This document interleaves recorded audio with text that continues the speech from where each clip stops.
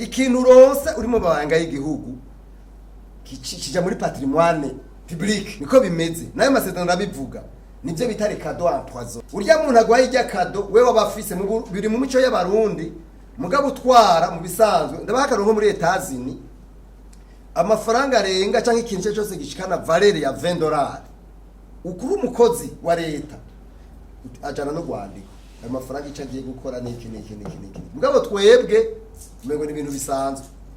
Ahandi naho bya kirazira ko umuntu wo muri leta yicara no mudandaza ngo baje kugira bababone kirazira, mugabo twebwe iwacu ce sont des chouchous chéris, ibintu ubona yuko bidafasha neza igihugu bya monopole, aho usanga amasoko y'igihugu ahabwa abantu bamwe twaravuze ibi by'ifumbire usanga biri mu minwe y'umuntu umwe, twaravuze ibi bintu by'ama exoneration.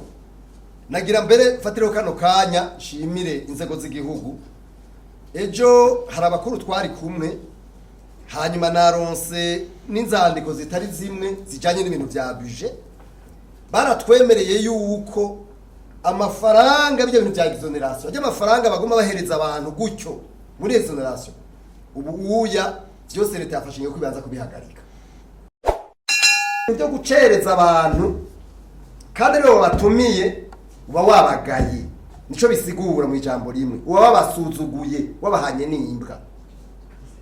Ico kintu c'ubuntu guheraho kubahiriza umwanya, rero twarumvikanye yuko hagomba kujaho igitabo ico twise roke canke manuel de valeur, abantu bose bagomba kwisunga. Ibintu ibyo ega bitangura ngaho nyine ibintu byo kubesha baratanze nk'akarorero, urabona imanza zibuno munsi umuntu w'umugabo n'imvi ku mutwe ukazibona araduse mu bantu mu rubanza bijya byo gukwa canke gutwikurura, ngo urumva ngo twabonanye mu mwaka uheze n'imvi ku mutwe akabesha imbere y'abantu. Ibyo burya nibyo bintu bya mbere bitangura konona igihugu, guta imico, kugira umuco wo kubesha ukamenya ibintu bisanzwe.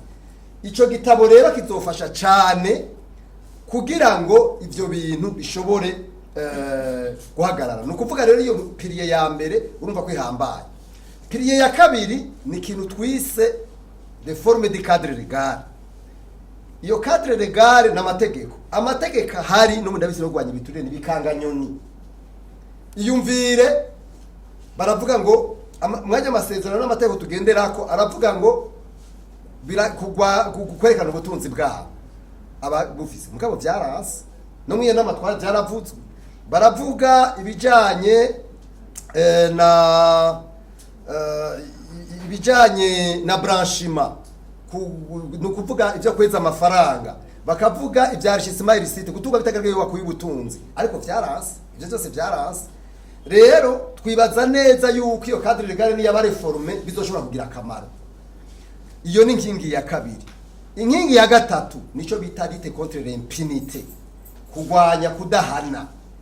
Ibyo byaravuzwe navyo ni byokogwa mwico gitabo, ibyo birimo. Inkingi ya kane nico twise synergie. Synergie ni gukorera hamwe. Ibyo naho harakozwe ibintu byinshi bitari bike.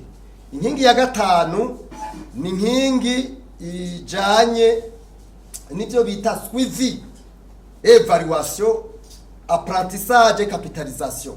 No kuvuga kuza bararaba ingene ibintu uko biragenda. Ibintu batanze nk'ama exoneration bava ngo bagira babuka amahoteli, ugaca usanga zagiyemo ama service ya leta. Hariho abantu bavuze ngo ugaca usanga umuntu akubwira ngo azogira ama climatiseur igihumbi, ugaca usanga kuri iyo nzu iriho ama climatiseur atarenga 30-50. Ugaca wibaza ivyo bintu byose iyo byagiye. Hanyuma twibuke ubwa mbere batanguye ari 18 miliyari, baraduga baja kuri 80 miliyari, baraja no kwijana nangahe miliyari. Mugabo uko baduza niko baca baduza nabo. Ubu twari tugeze ku miliyari darenga amajana birarenga ya exoneration. Urumva ko ivyo bintu bidashoboka.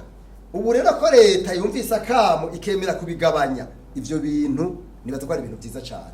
Ibindi bintu twabwiye tuvuga ni ibi bintu twavuze by'amagizoneration, turavuga amafaranga yibigwa mu mafumbire atigera naboneka no kuboneka, turavuga n'ibi bintu bijanye n'amaswa. Mwe ibintu by'amafaranga reka ndababwira ikindi kintu mbona gihambaye.